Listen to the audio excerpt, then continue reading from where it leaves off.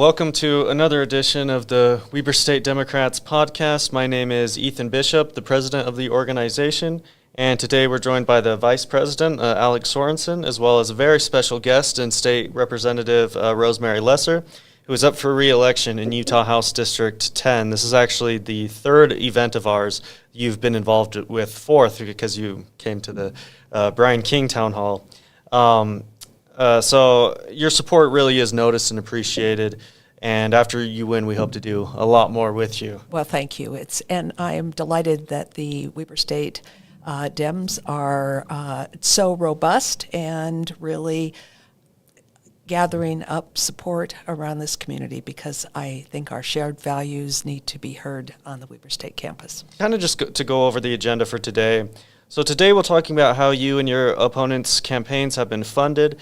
A mysterious out-of-state super PAC, or just PAC, I'm not really sure what it would be called, trying to take down you and several other Utah Democrats using anti-trans propaganda, as well as your thoughts on student debt cancellation and policies surrounding health care like Medicare for all. So after that, we will be obligated to talk about the presidential race, as that is on all of our minds, the result of which may impact whether we'll even be able to do this podcast anymore, as apparently we're, quote, the enemy within. So, and this will be the last podcast before the election, and I think next week, since it falls on a Wednesday, we're probably going to skip that week just because probably just want all the dust to settle, and if we don't know the victor of that race, we'll just be sweating bullets. So I wanted to ask you, how are you feeling about your race now that we're less than a week from Election Day?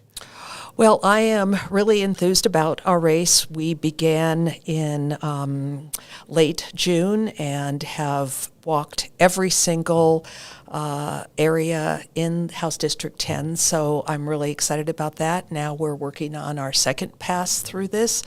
And, quite honestly, I also feel that because I have been immersed in the community ever since I took office, that means that when I'm campaigning, it's just an extension of the work that I've been doing long before this, whether it's to attend the sustainability conference here at Weber State, and which was well before the campaign, or attending Utah or Ogden Pride.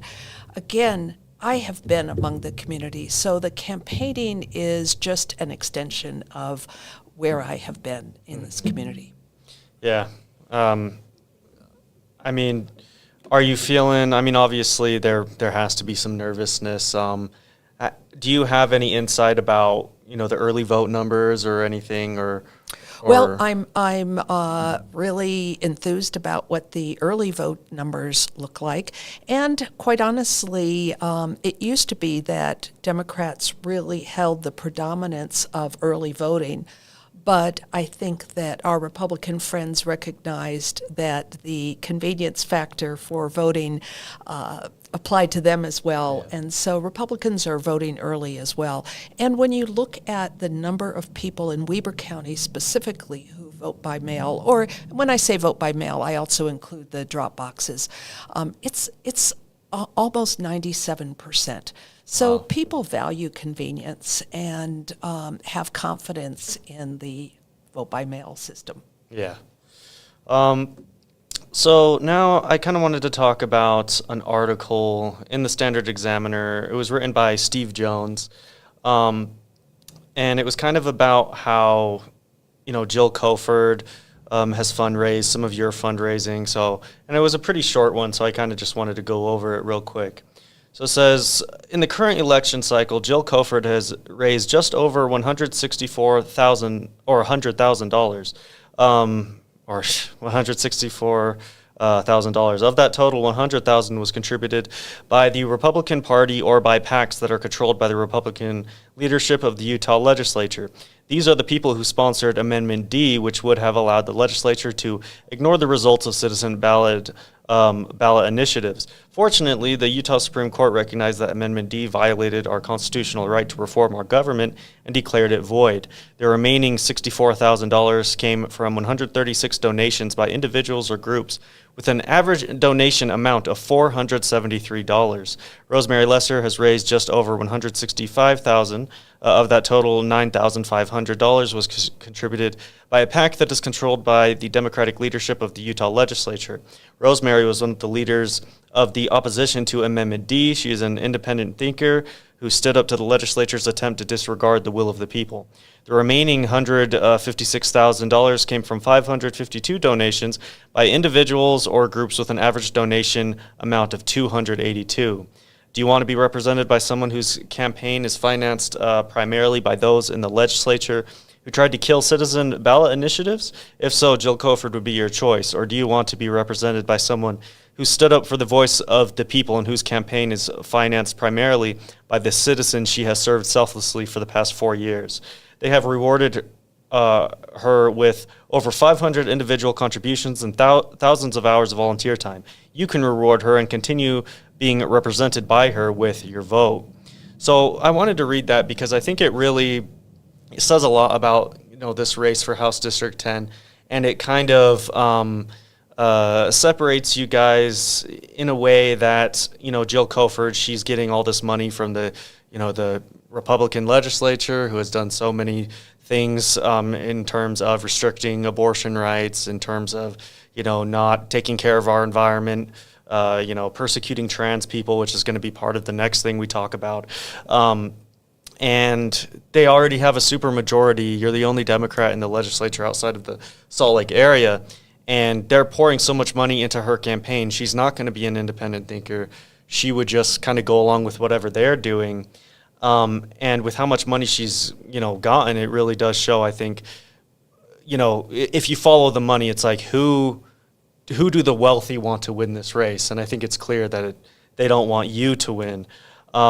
And I also kind of just wanted to bring this back to general campaign finance, because it says here she raised $164,000 and you raised $165,000. Do you think that's right? Or well, the numbers are correct. Okay. And we actually had a fundraiser even last year to kind of consolidate our support. And that fundraiser was attended by, dozens of people in this community who believed in my representation of them and so forth. And so, as you pointed out, well over 500 people, individuals, have said, we value Rosemary's representation. They recognize that campaigns are expensive to put on.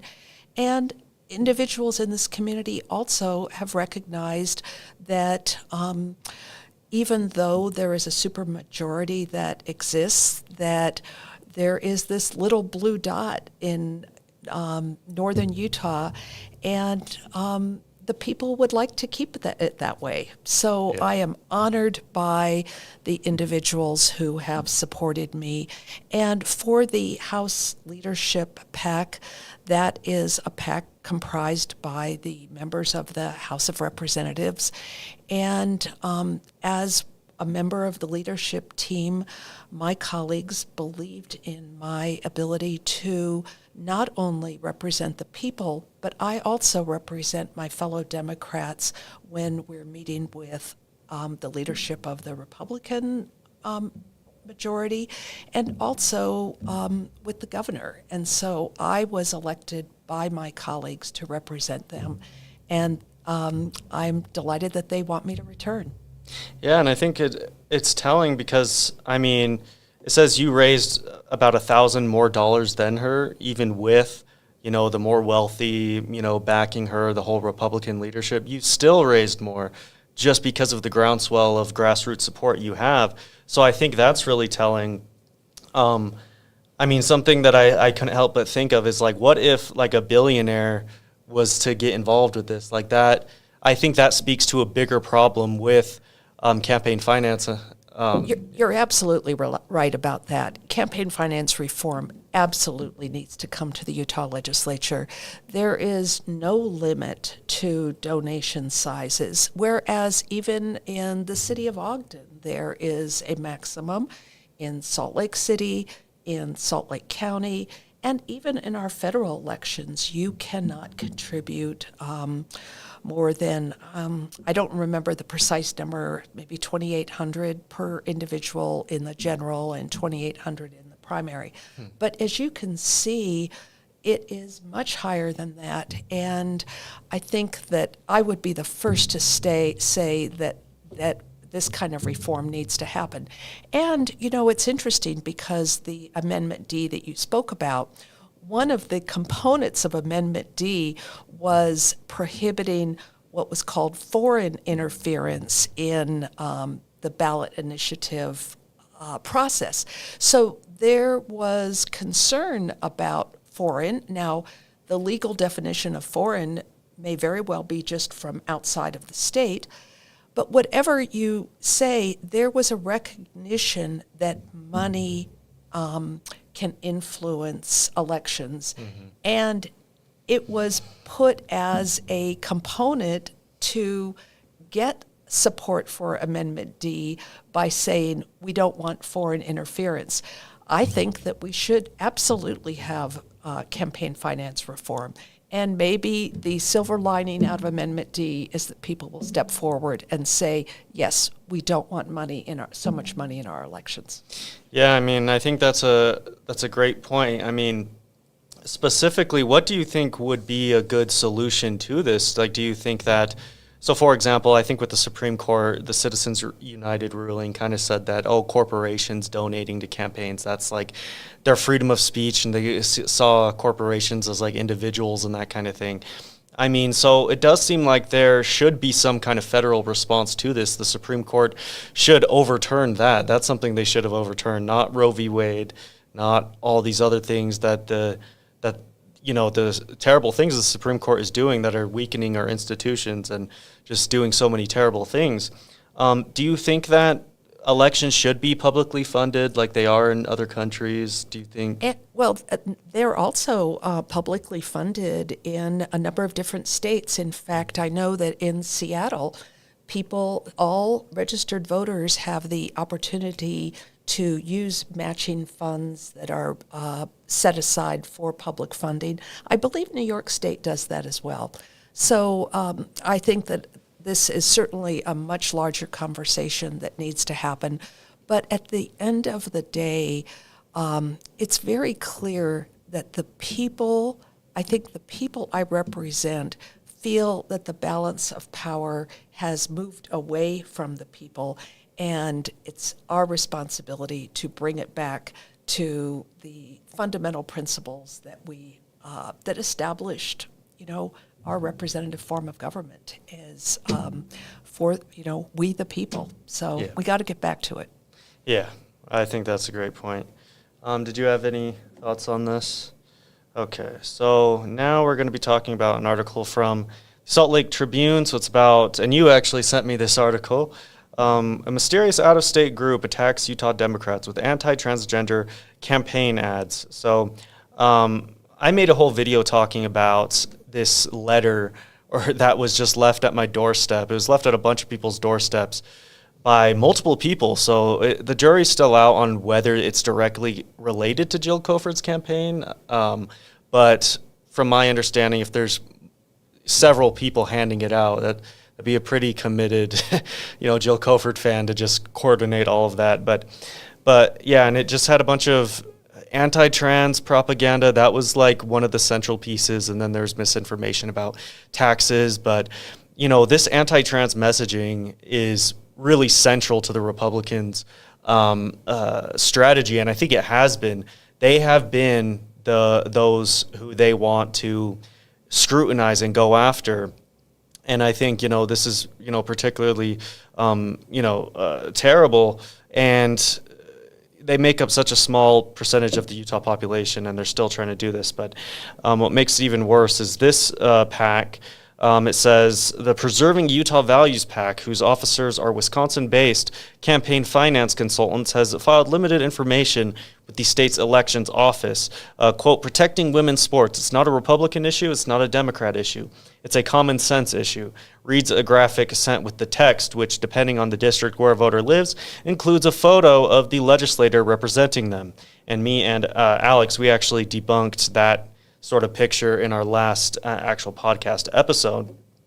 So I recommend everyone watch that if they haven't already.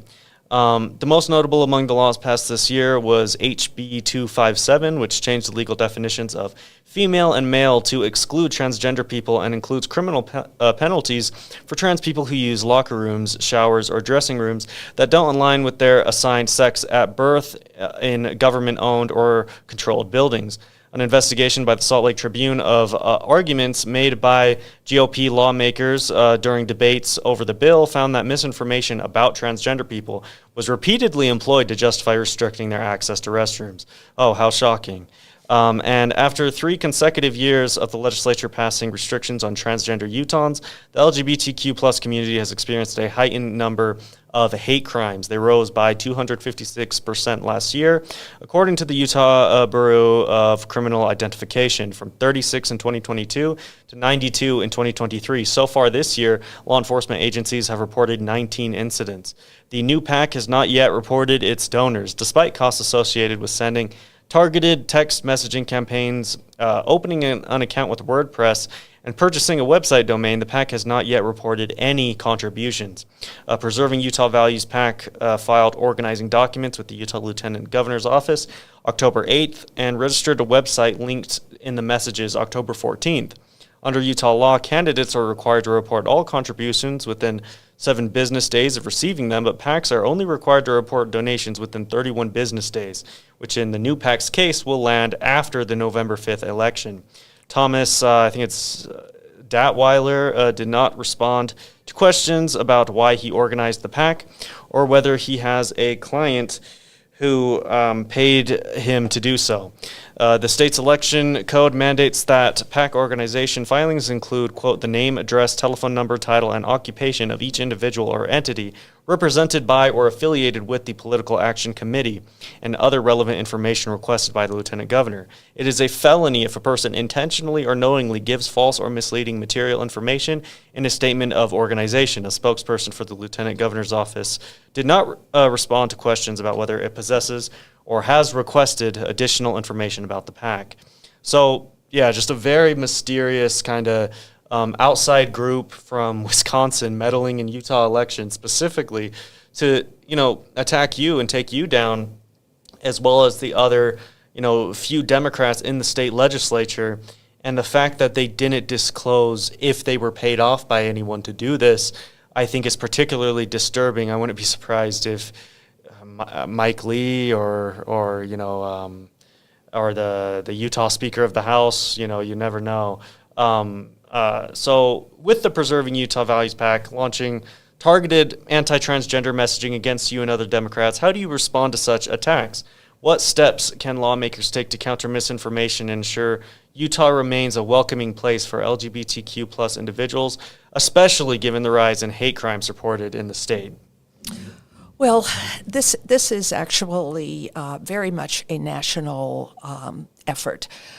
We have seen over $65 million spent on ads very much like this in federal races against Vice President Harris, as well as Democratic senators across the country.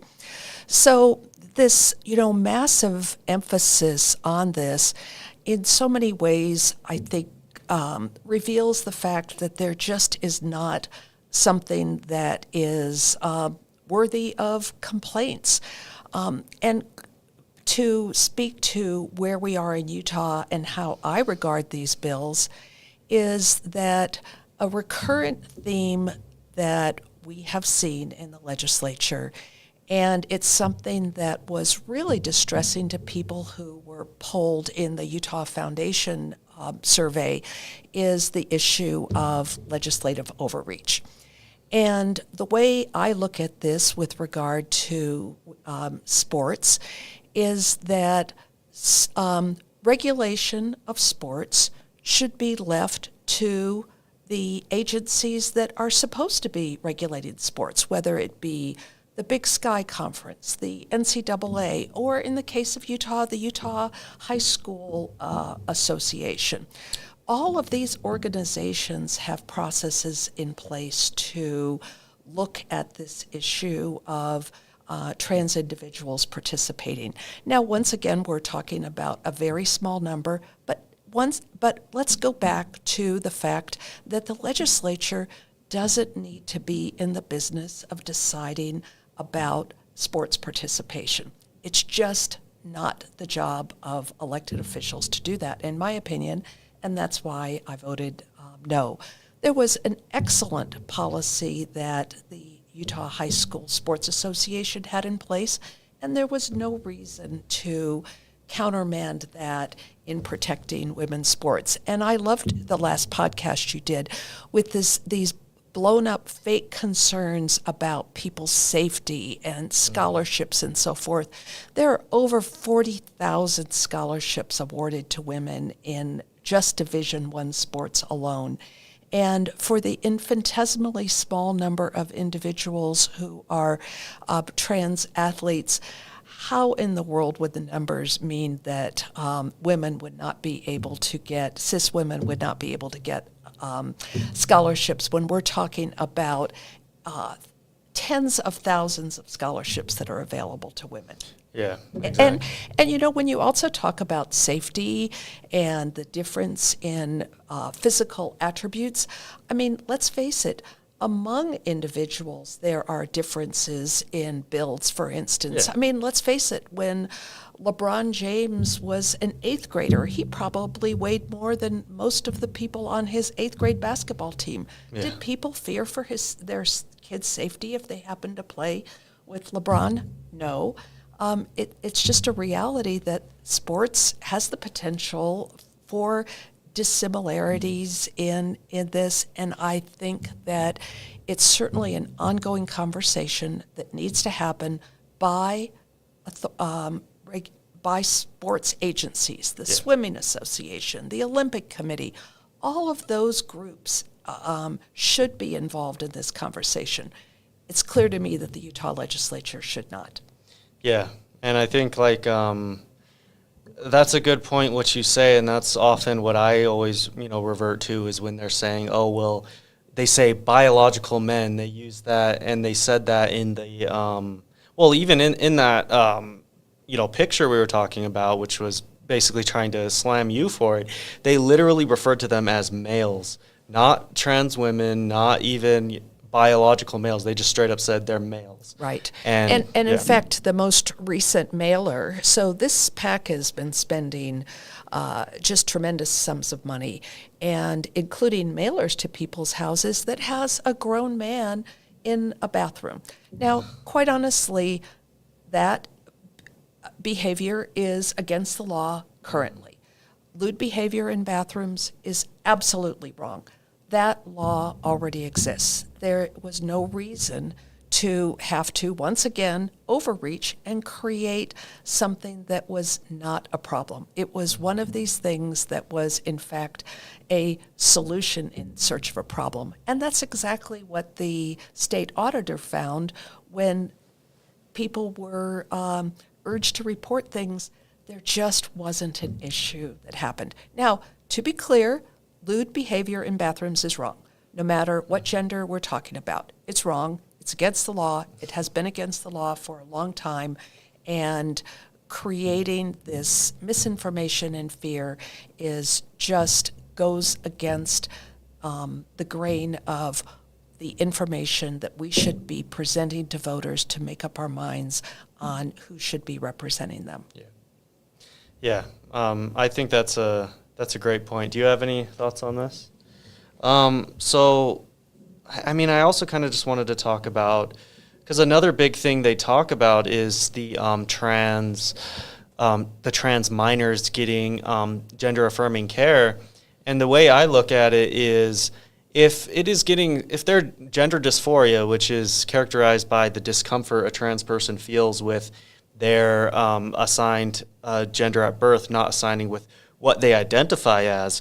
If that's gotten so bad that a physician is actually willing to go through a surgery, that means that it's a very serious case, and they've already gone through the less invasive measures like puberty blockers or different things which Alex pointed out in our last podcast. Children who experience like early puberty and negative effects associated with that, they have to take puberty blockers and different things like that. So it really is just healthcare. And to prevent a mental health crisis like committing suicide, it's like to say that, let's say they're evaluated by a mental health professional and they talk to their doctor and they go through this long process, which Alex also knows about. They detailed in the last podcast. If they go through that if they go through that process and they reach that conclusion, it's kind of like they know that is necessary to save their life, much like how in 2021 when I had necrotizing fasciitis, they had to perform an irreversible surgery on me to save my life. If I was a minor, they should still have done that. If we're talking about a trans minor who has to get that surgery in order to prevent them from literally killing themselves, it's like, what is the issue there? It's just healthcare. Well, generally speaking, in the state of Utah, surgery has not been occurring on trans individuals. During the testimony for this case, the director of the transgender health care for the University of Utah came and spoke with us, and this professional physician just detailed the steps that are used and the very strict intentionality that is done. There are collaborative teams, not only endocrinologists and physicians who specialize in hormones, but also mental health professionals, because this is something that involves, a person's real being. And once again, let's go back to the theme of before, overreach. And you spoke about that just a minute ago. Basically, for reasons that are unclear to me, the legislature has decided that it is their prerogative to step in the middle of the doctor-patient relationship. And when I say doctor-patient and parent relationship, and that is just not the freedom that we have appreciated in this country, to have a group of individuals who suddenly decide that it is their job to decide how health care is going to be administered in the state. And especially, just anywhere in the state, not even, private doctor's offices. We don't like the legislature to interfere in business operations as long as it's within the confines of the law. And so why should this group of individuals decide that they have the authority to be able to join as part of an uninvited partner in a doctor-patient-parent relationship? Yeah. It makes no sense. And when you look at, for example, our system of government was kind of set up so that we have democracy, but the Constitution, in a way, and they love to say that we're not a democracy as a justification often for Trump trying to steal the election or being a threat to democracy. They say, oh, well, we're not a democracy, we're a representative, or we're a republic. And it's like, we're a representative democracy. It's like, that's why you're in the legislature. That's why Blake Moore is in the U.S. Congress. We literally elect people, send them to Congress. That's called a representative democracy. And it's not, it doesn't conflict necessarily with being a republic. And actually being a republic and republicanism, that arose out of, I think it did arise from Enlightenment thought that was against monarchy and that sort of thing, and was basically referred to government more responsive to the people.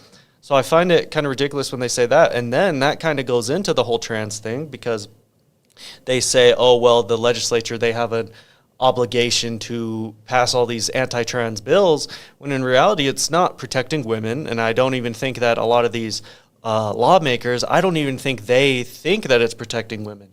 It's all wrapped up in this national culture war issue that of owning the liberals, of demonizing trans people, and this is what I think, you know, the heart and soul of our nation wanted to fight against with things like the Bill of Rights. Democracy, or I mean, you can't even really call it a fair democracy with how gerrymandered it is. But these political institutions were not supposed to infringe on people's rights like this. You know, and then I guess, and this is something else we could talk about, is this idea of patriotism. They, you know, the Republicans, they think that they have a monopoly on patriotism.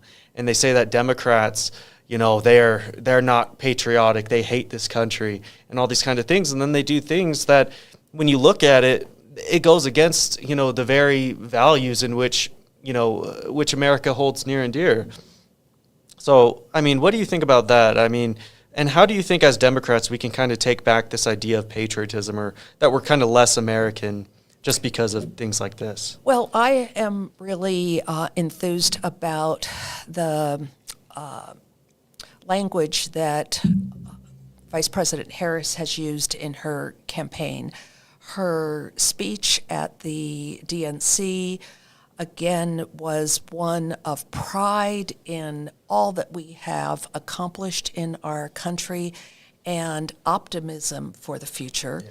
And I was thrilled to hear people screaming USA, USA during that. And yesterday, in her closing argument speech on the ellipse in Washington, D.C., she spoke of the promise of America and the promise of what Americans can accomplish. And I am delighted to have people hear this message of optimism in our country. You know, so many people were taken by the words of Ronald Reagan, who talked about the shining city on the hill. I am proud of the shining city on the hill, and I think that as a country we need to remember all of the wonderful things that make us Americans, and, you know, get back to the legislature and the constant tension with the federal government. Let's get back to the fact that we are Americans too. When people talk about federal funding and so forth, we contribute to that federal funding. And so I think we need to get back to the idea of the promise that is America and how each of us can serve it. You know, I spoke of Ronald Reagan's shining city on the hill, but even going back decades earlier than that, the memorable words of John F. Kennedy, ask not what you can do for your country, but ask not what your country can do for you, but ask what you should do for your country. Yeah. I have to give him credit for getting that out without fumbling it. But, you know, I mean, that's what we need to get back to. And in all this division and divisiveness and anger and all of that, let's get back to what brings us together. And what brings us together is that we are members of this community of the United States of America. So yeah, and I think that's a great point, and I think that's why you often see a lot of these, I guess, Reagan Republicans, Mitt Romney Republicans, and that sort of thing, endorsing Harris, and they're going to vote for Harris. And I think that's also something we're going to see, and something that they're not picking up on, which they didn't pick up on in 2022, how there were actually a good amount of people who, whether they're Republicans or they're just older, whiter independents, and then they just opted to vote for the Democrats. That's a reason for their being undercounted in the polls, you know, is Donald Trump represents this sort of adverse, you know, idea of what conservatism is. I wouldn't even really call him a conservative per se. He has some of the negative conservative policies like trickle-down economics and that kind of thing. I wouldn't really even say he has much of an ideology, though, because he just wants to, you know, do whatever, you know, helps him in his power. If he loses the election, oh, the election is rigged. Oh, he's a billionaire and he has all these billionaire friends. Oh, I want to give them tax cuts. You know, my businesses, we don't like the red line or the red tape when it comes to, the environment and that sort of thing. I'm going to dismantle every single environmental regulation I can find. And you know, when it comes to the other things, like, for example, with Ronald Reagan, you know, when he said, you know, Mr. Gorbachev, tear down this wall, and he really stood with our allies against communism, against Russia, whereas Trump, now he buddies up with Vladimir Putin. He also says many things about China's Xi Jinping and Kim Jong-un, for that matter, as well. And it's just like he is so antithetical to many things these Republicans have said. I mean, he does say America first, but I think Joe Biden is very right in how he puts it, in that it really is America alone. And Vice President Kamala Harris, I think this is why she appeals to some of those voters. She represents an America where, you know, we have allies. We learn from our mistakes, for example, with, you know, World War II, and trying to just, with appeasement and not, going after Hitler and that kind of thing. And, it just doesn't make any sense. And then with the insurrection and everything, like, just the idea of patriotism, I'd say Donald Trump is the most unpatriotic American there probably is, because he goes against the very fabric of our nation. And it's so disappointing when you think about, I feel like overnight with the 2020 election, and this reverberated, I think, so I'm in Angela Choberka's city council district, and I think she was running against a guy, I think his name was something Gooch or whatever, kind of an unfortunate last name, but he lost, and then he posted an article or whatever saying that he didn't actually lose, and he was disputing the actual election. And, so this has reverberated all around the country and Utah. And I feel like overnight with Donald Trump saying, oh, the election was rigged, like that kind of changed everything. And now they think it's acceptable to just say, oh, well, I didn't actually lose, it was rigged. And I think that's just so un-American. And I feel like, if Hillary, I mean, they say that, she was wrong for pointing out that there was Russian collusion, which there was, and several people went to prison because of it. She never said that they were printing out hundreds of thousands of votes like Trump said, and with all the stuff the quack lawyer Sidney Powell and all them, just saying a bunch of crazy stuff. It's like if Obama did that, if Biden did that, there would be such a double standard. I wonder how we can just kind of hammer that in. I guess we'll just have to keep, saying it. Well, it's going to take the integrity of our election officials to stand strong. Lieutenant Governor Henderson, who is our state's election official, has been a real stalwart of election integrity in our state. And one of the initiatives that I was involved with advocating for the funding is the Walker Institute sponsors a program called Vote Certification that trains election officials throughout our state on best practices, updated all of the latest in election law. And so that type of continuing education is really important.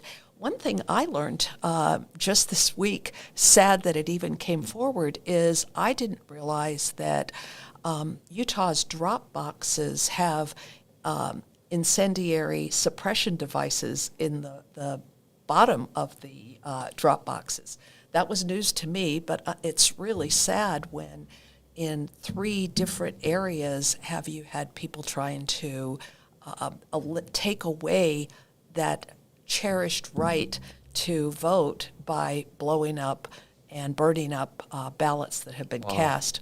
So I know that they've arrested one individual in Arizona who was caught on camera doing that. And by the way, all of our drop boxes are under 24-hour surveillance by cameras. But I have confidence in our elections. And, you think about how many places around the world is the right to vote such a cherished thing. You see pictures in Afghanistan of, people putting their finger in ink to prove that they have voted so that there's not duplicates cast, and people walking tens of miles just to be able to cast their ballot in a democracy. So we just have to do everything we can to preserve this democracy that we value so much. And that's patriotic too.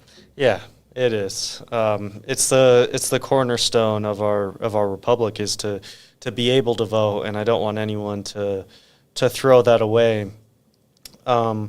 So this next question, it's kind of an interesting one that I kind of thought, I don't know exactly what work has been done on this, but I was thinking about how the Biden administration, they've forgiven student loan debt for roughly 5 million Americans, and that made me think, well, what could I ask you that might be related to what we could do on the state level regarding student loan debt? And I kind of realized that, with federal programs like Medicare, they've been expanded by, mostly liberal states, some even conservative states, though. They've been expanded under the Affordable Care Act. Would you support, or do you have any ideas for some kind of state-level initiative to expand or complement Biden's student debt relief efforts? And additionally, how would you respond to critics who say things like, "Oh, I paid off my student loans. Others, they shouldn't get any help with their loans. They should just pay all of it." Right. Well, there are a wide range of student loan debt forgiveness that has been implemented, and these were all involving federal student loans. Yeah. So the state has not really been in the area of significant state lending. So primarily what's happening at the state level is trying to be really efficient in tuition, decreasing tuition, holding fees. In fact, this past year, we appropriated funds so that student fees were paid for by the state. So that was one way that you could sort of indirectly affect a person's debt by essentially not even requiring people to borrow money because those fees were taken care of. Yeah. And some of the student debt relief has also been involved with predatory institutions that really did not set up individuals for success for a degree that actually was achievable. But I think what people, when people talk about the student loan relief, you have to remember that there is many, many opportunities that the federal government and state governments give relief in different areas. For instance, people who have a mortgage are able to deduct the interest on their mortgage.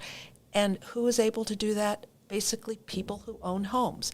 People who buy electric vehicles, they're given a $7,500 credit. So there's all sorts of opportunities where there are various tax advantages that are placed.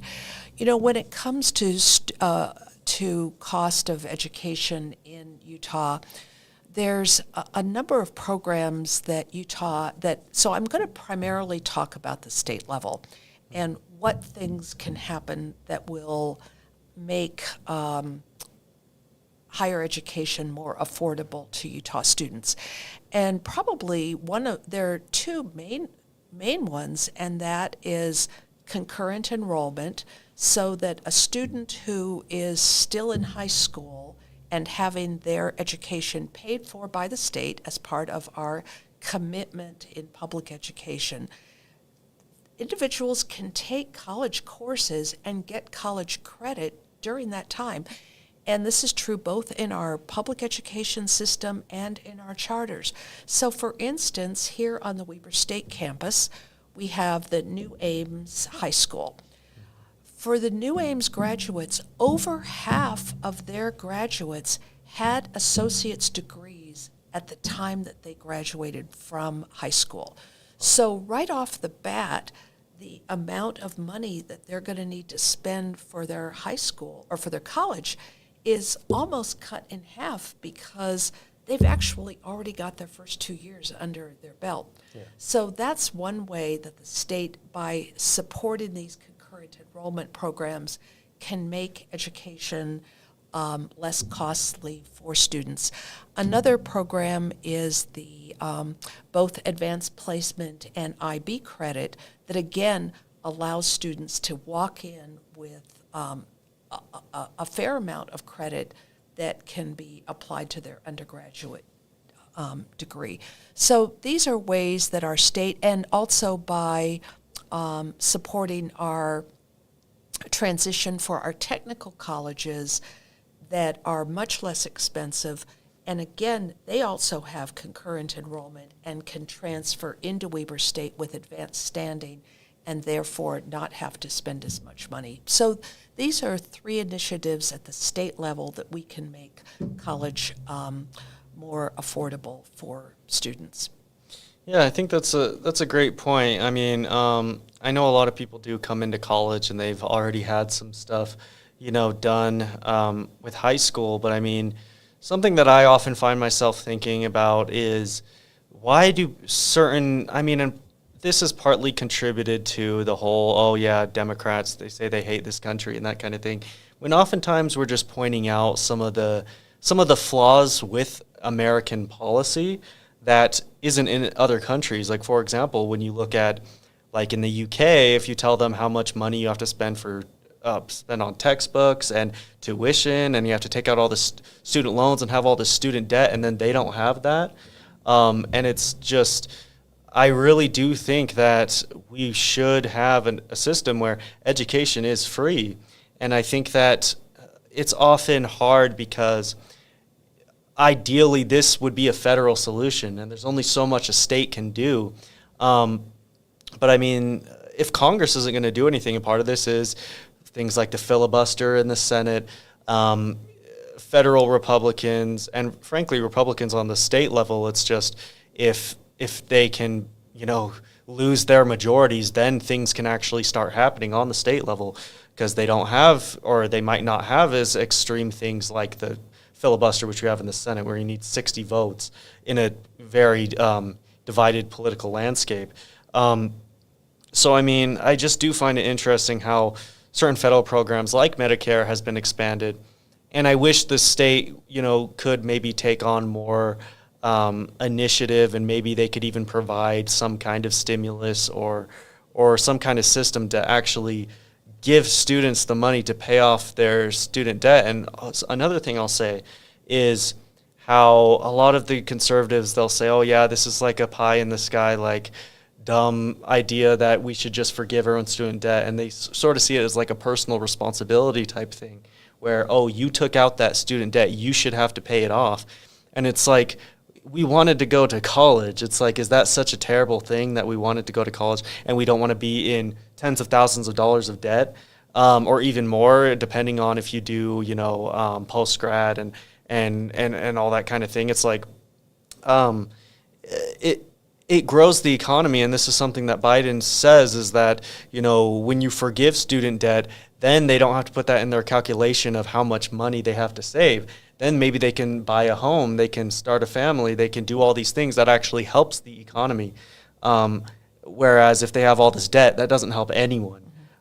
And Weber State has been such a innovator when it comes to various things to decrease costs, like, for instance, having open source textbooks so that you don't have to go out and spend hundreds of dollars on textbooks. I know that Professor Hitchens talked to me about another money-saving initiative that he had in underway. So I think that things can take a long time, and sometimes I'm really impatient for change to happen.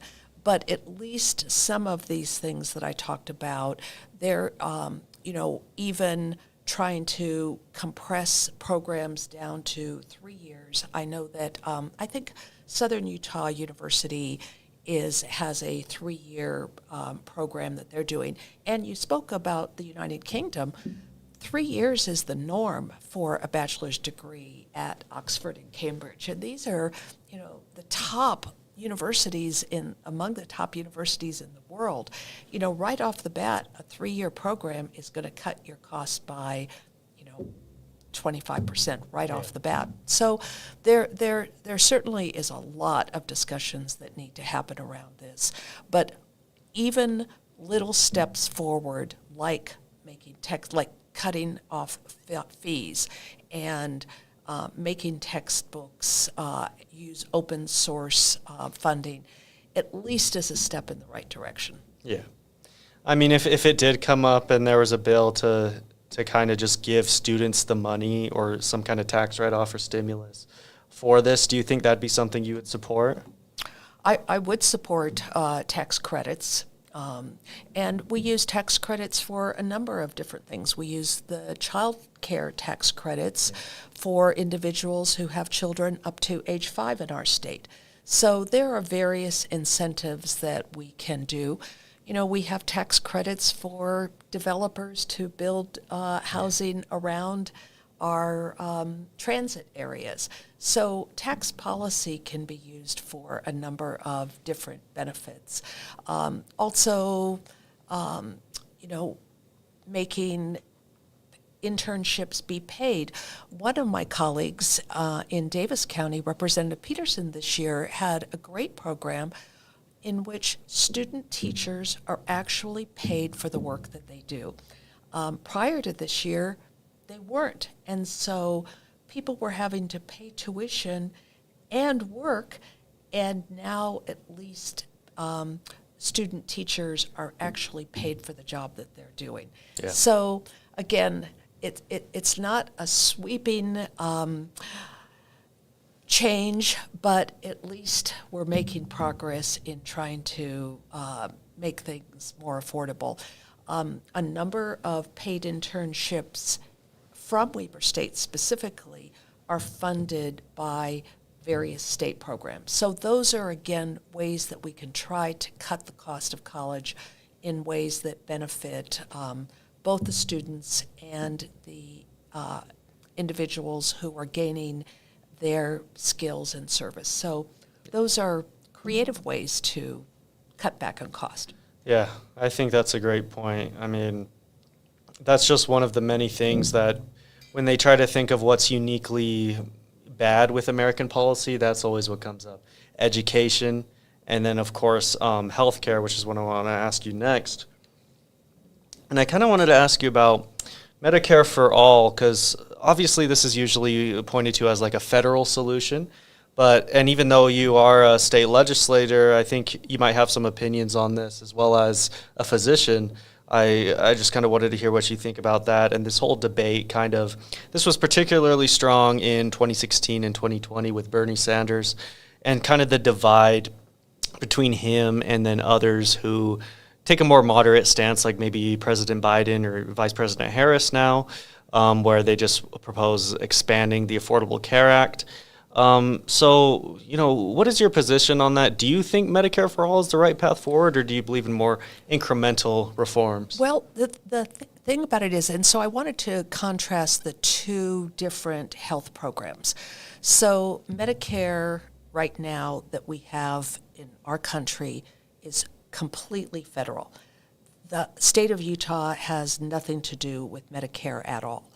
And that, as you know, applies to individuals who are over 65 or individuals with disabilities. Mm-hmm. The only part of health care that the state gets involved with is Medicaid. And Medicaid is the program that allows individuals who are under-resourced to be able to receive health care. And that is 2/3 of Medicaid is paid for by the federal government, and about 1/3 is paid for by the state of Utah. Mm-hmm. Now, Utah expanded Medicaid in 2018, and that was as a result of a ballot initiative, because the state government could have expanded Medicaid on their own, but it took the will of the people to say, yes, we need this to get coverage for poor individuals in the state. Now, in terms of whether it happens by Medicare for all or a host of other ways that health care for all can be achieved is an ongoing policy decision and discussion. There's a great fella named, a great reporter, T.R. Reid, who looked at ways that different countries were able to achieve health care for everybody. And whether it's a program like Medicare for All that happens in places like the UK or Canada is one way, but there are ways in the private sector that you can actually achieve the same thing. In Switzerland, everybody achieves health care by everybody has a private insurance policy, and everybody is covered. In Australia, they have a program that has a baseline coverage for everybody. They actually do call it Medicare for All. And secondary policies are purchased by individuals based on what they believe they need. So, for instance, if you, as a younger person, would likely want to have a policy that would cover, for instance, care for family members, that would be different than a policy for someone like myself that I wouldn't necessarily need prenatal care. So people were able to achieve a universal coverage. So at the end of the day, I think that what you're talking about is thinking about health care as a right. And I agree with health care as a right.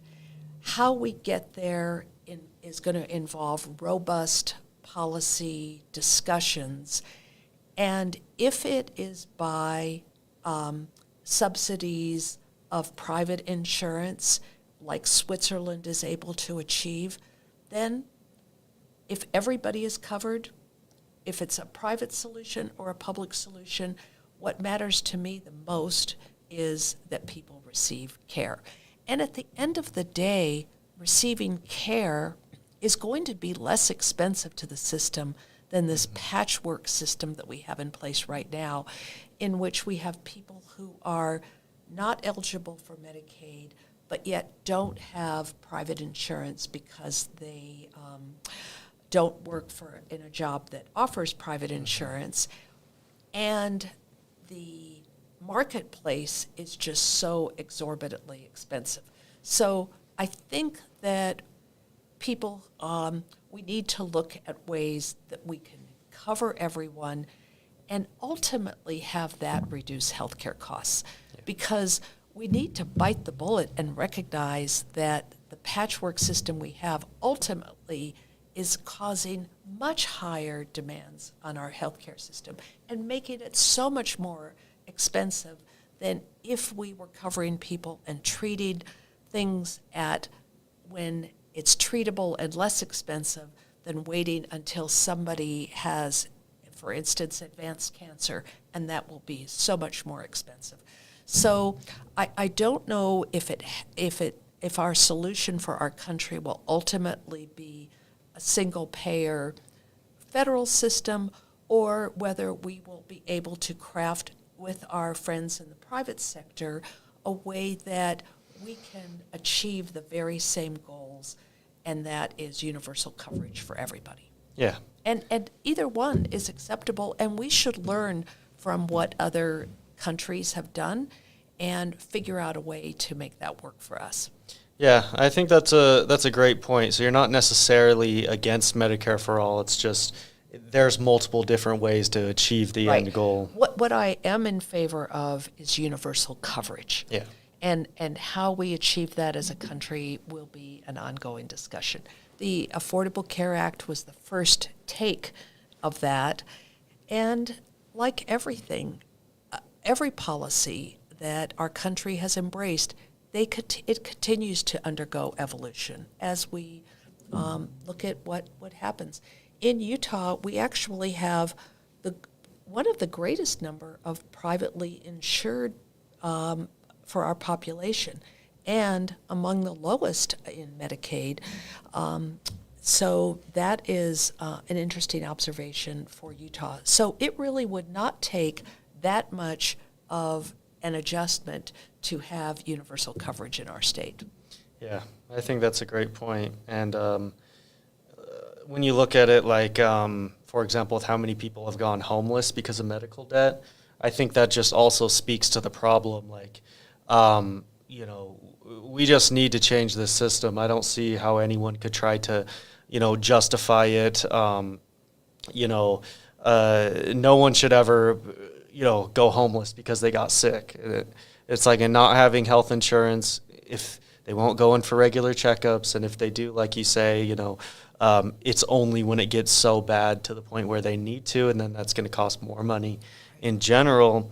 And back to the position that I have at the state, because we have the ability to make some adjustments on Medicaid coverage. One of the bills that was passed last year that I voted for involves covering preventive visits for all Medicaid recipients.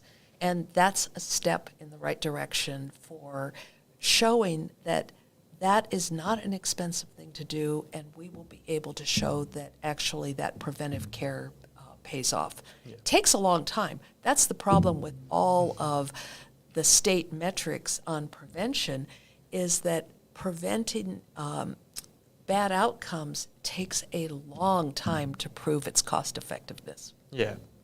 And then, and I apologize, I did get Medicare and Medicaid mixed up in the asking do the not question. worry. I have seen healthcare executives have speak about those in reverse. So do not apologize for that. Yeah. So I mean, I feel like there's another thing I kind of wanted to ask you. In this modern political age, I find it very interesting, but also very kind of uplifting kind of how you approach the campaign.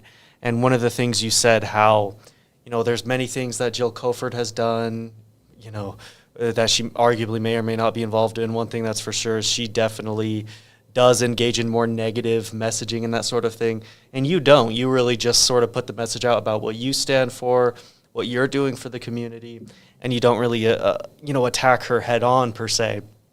And I think that really does go along with sort of a motto that I think it was Michelle Obama said at the 2016 Democratic National Convention, where it's like, when they go low, we go high. And I think that makes sense for some context. So I don't want to say that that's necessarily a bad thing.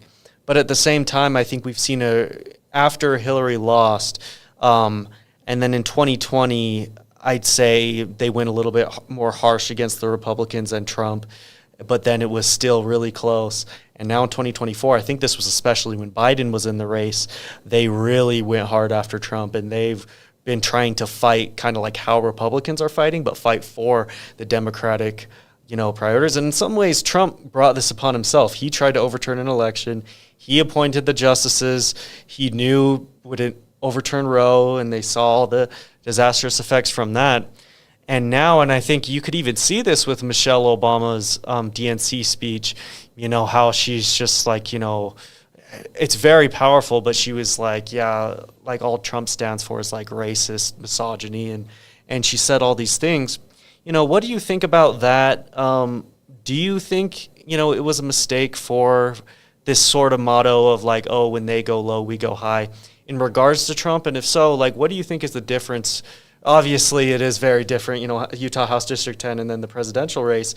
But I mean, do you think sometimes it is necessary to say, look at what this person did, like they're an existential threat to democracy versus, oh, I'm just going to uplift myself and my message, what do you think about that and kind of how they're going about it? Well, at least for me, as the candidate, I believe that it's my responsibility to run this race with honesty and integrity and talk about the things that I have accomplished.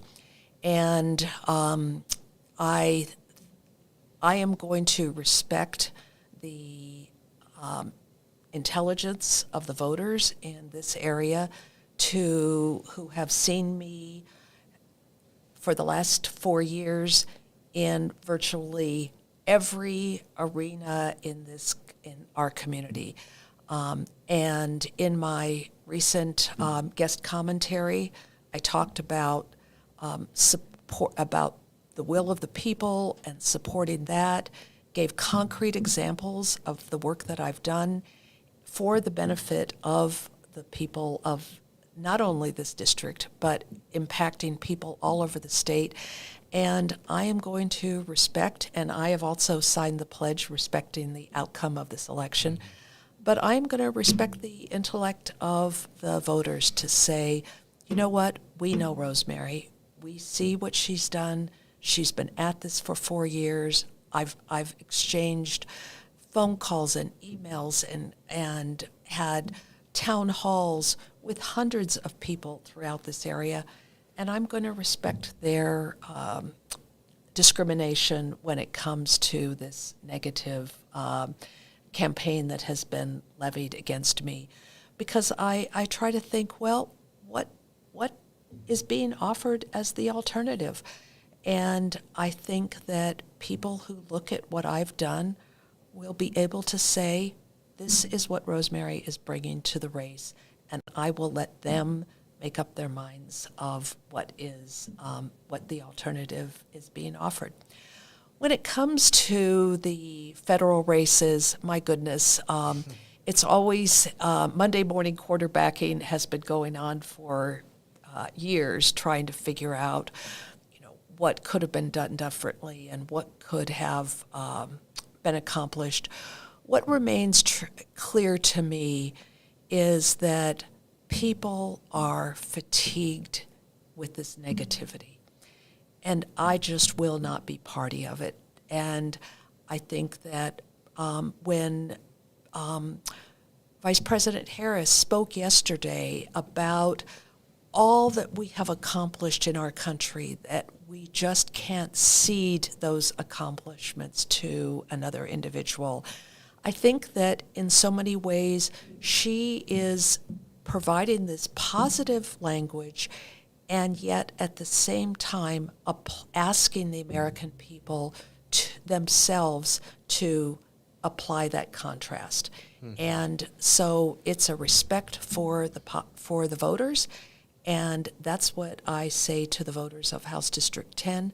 I respect you to make up your mind on what I have accomplished and the role that I play as a member of the minority party. In so many ways, we recognize the danger of groupthink. And it's my responsibility in these conversations to say, have you thought about this? Think about this. Think again. Adam Grant wrote a best-selling book called Think Again, and I embrace his principles that we should never believe that we understand an entire topic without challenging ourselves to think again. And the way we get that is by having diverse people at the table. Yeah. And I think that's a great point. I mean, just kind of understand where people are coming from. And I find this kind of particularly hard for me when I think about people who support Trump. And then, it makes me just kind of want to lash out at them. And I think that's also this sort of rhetoric against him. It's a product of that, of seeing so many people support him who arguably is antithetical to what they say they believe in. Just like we said, with it seemed like overnight they just abandoned their love of democracy and that being a patriotic principle, when he said the election was rigged without even all the votes being counted, even saying the counting needs to stop, and I think... Well, I mean, that was the point that Vice President Harris made yesterday, is that she believes and I believe that we have more in common than what divides us. And so seeking that common ground is going to be a key part of the healing of our country. And my hope is that each and every one of us will be part of that healing by finding that common ground, recognizing that the idea of patriotism is something individual to each person, and having people explain what does it mean to be an American to them. And I think that if we start out with questions like that for people who support the previous president, to say things like, tell me more about your understanding of patriotism, and just let them talk and make us and help us understand that, what they may see as patriotism actually may be what we see too, and it's just that we're calling it different words. So I'm here to say we have to be part of the healing, and I'm here to do that in House District 10. Do you have any thoughts on, because I do agree we should always try to come to a consensus and that sort of thing. I think in recent years that has been severely complicated by this sort of latching on to conspiracy theories. Like there's some people who you may try to say that to, and then they're like, oh, well, the Democrat Party, and they're like, they use words like that, and then they talk about the deep state, and they talk about Bill Gates and how they're eating babies, and there's a satanic child sex trafficking cult with like QAnon and all that. And it's like, a part of me just wants to point out, it's like, well, if you want to talk about child sex trafficking, well, it's like Trump was friends with Jeffrey Epstein. They were literally best friends. And when they don't take any accountability, and it's like you're almost not even on the same wavelength. It's like, how do you reason with these people? How do you come to an understanding? I think a lot of this burns out, though. I think it will just burn out. McCarthyism burned out. People finally called it out and just said, this is not right. For the most part, the Ku Klux Klan had gone down for quite a long time. And I think that it's just, I'm impatient for this to happen, but I really think that it will happen. And maybe that's the optimist in me, who knows? But I hope that by just at the individual level, we can start overcoming this divisiveness that is really, part and parcel of what our enemies wanted to happen to our country. When you look at Russian interference, a lot of it was trying to rile people into hating each other. In fact, just this past, in this current election cycle, there were ads that were put out by RT, the Russian influencing media company, directed at Muslims and Jewish individuals, both of which trying to get them to hate the other group. And it's going to be incumbent upon us to just say, we will not let hatred win. And we're gonna stop it at every level that we possibly can. Here at Weber State, we have this program, Unify America, where people have these conversations with individuals that are completely different than them. And you learn to, parse out the areas where you can agree. I agree that there is a lot of extreme stuff out there, but maybe we can overcome it by at least dealing with the parts that we can agree on and gradually work our way into dismantling some of the extremist stuff. Yeah, I think that's a good point. I really do hope it starts to fizzle out. And it is interesting when you look at, and this is partly why I minored in philosophy and majored in history, is when you look at it, it's like these philosophical movements, they call it like the classics of philosophy, a lot of which I've read just in my high school years out of my own interest. It's like you had, for example, like the ancient Greeks, and they believed in, these real truths. Like with Plato, he had the idea of the forms, which are just basically unchanging objective truths. And then you kind of go into, a modern philosophy when you have people like Rene Descartes, who are like, they try to justify things from their beginnings and sort of not assume anything, and it just be all about,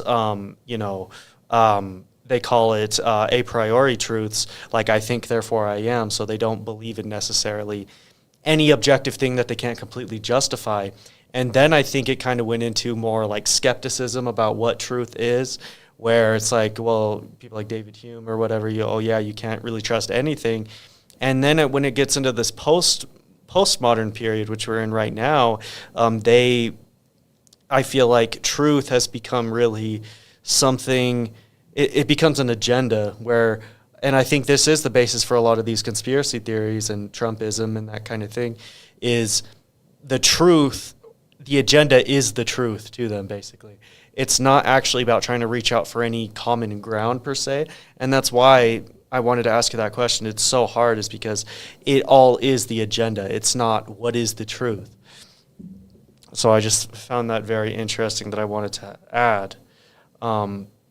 This is the last, or I guess kind of last question. I want to ask you kind of like a Halloween type question next, because tomorrow's Halloween.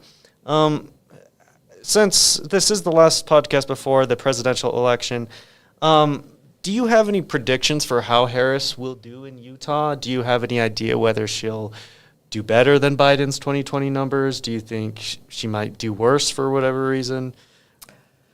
I predict that she will do better than President Biden. I think that many of the, as you recall, Nikki Haley did very well in the caucus system. Now, this year the Republicans did not have a primary. They had a fairly chaotic, and even they would call it chaotic, system. But despite that, Nikki Haley did very well. So, let's remember that even in 2016, Evan McMullen came in and got 19% of the vote. So there has been a rejection of President Trump on many levels in Utah every time he's been on the ballot. Now, I can't remember what percentage he got in 2020. And it was like 57. Yeah, 58%. I think he will not do as well this time. I really hope so. And I think that the permission structure to vote for Kamala Harris was put in place. I loved in the DNC convention when Jeffrey Duncan, the former lieutenant governor, Republican former governor of lieutenant governor of Georgia, said, "You don't have to be a Democrat to vote for Kamala Harris. You just have to be a patriot." Yeah. And my feeling is we have plenty of patriots here in Utah. Yeah. So I think that she will do better than, I think it's unlikely that she will earn the 6 electoral votes, but I think she'll do better than Biden did in 2020. Do you sense that, and you don't have to give out specific names, obviously, do you sense that kind of, or I guess, the last legislative session, Biden was still in the race. So do you have you had any interactions with any of your Republican colleagues who have gone away from Trump, who you think might actually be maybe a silent voter for Harris, but they may actually be voting for Harris? You get that impression? I think that there may be some people in that category. Okay. So we will see. Yeah. But, of course, it's a secret ballot, so nobody really knows exactly how somebody will vote. But, when I'm on the doorsteps, people are talking to me, and many, many registered Republicans have told me they will not be voting for former President Trump. I've heard that on doorsteps over and over. So it'll be interesting to see what his final numbers are. And so something that kind of goes along with it is, I'm just super curious, in the legislature, do you feel like they treat you with respect, or do you think because you're of the minority party, they are just like, they don't want you kind of in the room or in the conversation at all? I have to say that I believe that my colleagues universally have treated each other with respect. One advantage that I have is as a physician, when individuals want to propose a health-related bill, many times they will come to me and say, "What do you think about this?" because they value my medical opinion. And when you have that back and forth and collegiality, that goes a long way. Also, one of the things that promotes collegiality in the legislature is that during the interim session, so we have the 45 days from January to March, but during the spring, summer, and fall, we meet every month, and with the committees that we sit on, both senators and representatives, in areas like natural resources, for me, health and human services, and revenue and taxation. And we're talking about really important policy discussions, hearing presentations from advocates from around the state. And so we get to know each other really pretty well. We do a lot of social things together. And I think in that way, the respect is garnered based on just personally liking another person. Knowing their kids' names, knowing what their spouse does, knowing where they want to travel, what sports they like to do. These are all the things that I know about virtually every single one of my colleagues. And it goes a long way in getting the job done when you have these personal relationships with people. Unfortunately, I think that one of the bad things about what's happened in Washington is in the olden days. I mean, currently, they generally, are in session on Tuesday, Wednesday, and Thursday, and they fly in on Monday and fly home on Thursday afternoon. In the olden days, people lived in Washington, and they got to know each other, and they would go to dinner parties together. They would stand on their kids' baseball field together. That type of interaction, I think, really needs to come back. I don't know if it ever will, but that personal connection, just like we were talking about, understanding somebody who voted for President Trump, involves knowing somebody, and you just can't know them if you're sitting in silos. Yeah. So I do my very best to be outside of the silo, and I think that that's how I've been able to get things done as a Democrat. Well, I think that's great to hear that they're not like why should you be talking, or they only think that Republicans should have a voice there. So that's at least a positive thing to hear. So now for the real question. Because tomorrow is Halloween, what is your favorite horror movie, if you do? Or do you like horror or anything? I hate horror movies. I do. I am terrified of horror movies. But I think that probably one of the best ones I ever saw was Stephen King's Carrie. That was an extraordinarily good horror movie. But I'll tell you, the slashers, the knives, and all this, maybe it's because I'm a surgeon that I just have this thing about people with knives. So I liked Carrie. It's not as if I like spontaneous combustion. But I really hate people that are set loose with knives, because I understand the damage they can do. Oh, yeah. I mean, I think I watched the remake of Carrie. Yeah, the remake of Carrie was pretty good. But, when I was in college, that was like the main horror movie. How about you? Jeez, I didn't even think about my answer to this question. Well, both of you could tell us what your favorite horror movies are. Do you have any on the top of your head? Scream, the first one. Scream is good.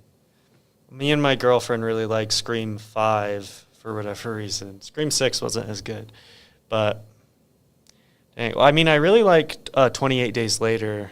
I think that one is based out of the UK. But, yeah, I love zombie stuff. Love, The Walking Dead, all that. Do you watch that? Yeah. Nice. And what was the one, The Last of Us, was that called? Oh, yeah. That was extraordinary. And for those of, have you watched that? I love the games, too. I loved how it ended. and the city that they chose to end it in. Yeah. So I don't want to spoil it for anybody who might be Yeah. watching, but watch the series and keep your eyes out for the city where it ends. Have you ever? Yeah, you don't have like a PS5 or anything, right? My kids do. You should. If you really liked the Last of Us? Yeah, maybe after you win, we could do like an event where maybe you can play the games. I would love that. I would love that. My kids actually do remote gaming all the streaming? time. Yeah, all the time. That's kind of their Sunday afternoon events together. Yeah, that So, might be fun. You just play like The Last of Us, put it on the hardest difficulty and see. That would be fun Yeah. after I win. But Yep. quite honestly, we get moving really quickly because we have an interim session. The 19th and 20th of November, and then the session begins the day after Martin Luther King Day. Wow. So we have a lot, and there'll be a lot of presentations about what's the state of the economy in Utah. So when I win, I'll be a busy person and may have to delay my game playing until after the 45th day that ends on March 7th. Oh yeah, well totally. Well, thank you so much for being Thank you. here. This is great. Do you guys have anything else you want to add before we end the podcast? Well, I would like to encourage everybody to exercise their right to vote. This is something that is integral to our democracy. It saddens me when I run into people that say, I just don't want to vote. And if you can't bring yourself to vote for president, at least vote for the state elected officials who really do have the potential to impact your life. Yes, I think that's very true. So thank you all for watching this video. If you haven't voted already and you live in District 10, make sure to vote for Rosemary Lesser. And if you go to Weber State University, make sure to join the Weber State Democrats. You can message us. You can go on eWeber and register to officially be part of the club. And yeah, so have a good one, everyone. Great. Take care. Thank you so much for inviting me.